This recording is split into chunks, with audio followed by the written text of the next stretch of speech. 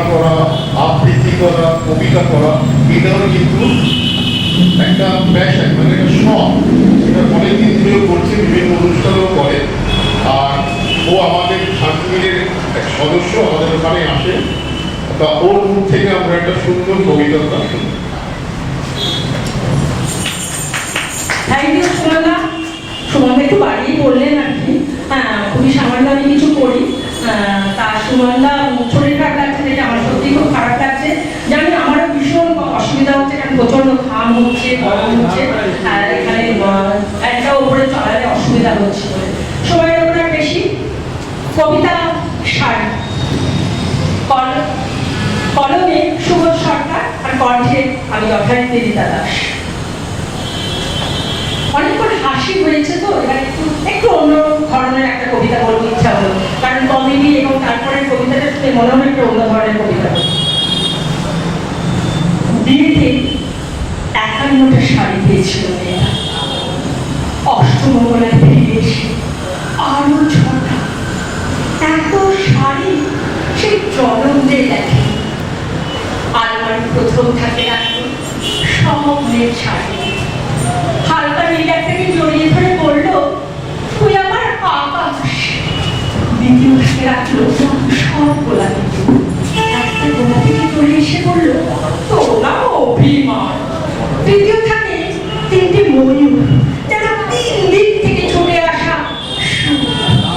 তেজপাতা রঙের শাড়িটা তার নাম দিল বিশাল। সারা বছর ধরে সে শুধু শাড়ি উপহার পেল। এত শাড়ি এক জীবনে কি করে পড়বে? 3 বছর যেতে না যেতেই ঘটে গেল সেই ঘটনাটা। সন্ধ্যের মধ্যে মেয়েটি বেরিয়েছিল স্বামীর সঙ্গে চাইনিজ খেতে। কাপড়ে মুখ বাঁধা 3টে ছেলে এসে দাঁড়ালো। স্বামীর তলপেটে ঢুকে গেল 12 ইঞ্চি। ওপর থেকে নিচে নিচে নেমে ডান দিকে যাতে পড়ে রইল খাবার। চিনি পিস থেকে তখনও ধোয়া উঠছে। এটা রাজনীতি বলেছিল পাড়ার লোকেরা। বিয়েতে 51টা শাড়ি পেয়েছিল মেয়েটা, অষ্টমঙ্গলায় ফিরে এসে আরো 6টা। একদিন দুপুরে শাশুড়ি যখন ঘুমিয়ে সমস্ত শাড়ি বের করে 6তলার বারান্দা থেকে উড়িয়ে দিল নিচের পৃথিবীতে। শাশুড়ি তাকে পরিয়ে দিয়েছেন সাদা খান। 19 বছরের একটা মেয়ে, সে একা। কিন্তু সেই খানও খুলে নিয়েছে সেই 3 জন যারা তার স্বামীর পেটে ঢুকিয়ে দিয়েছিল 12 ইঞ্চি স্পদের ফোড়া।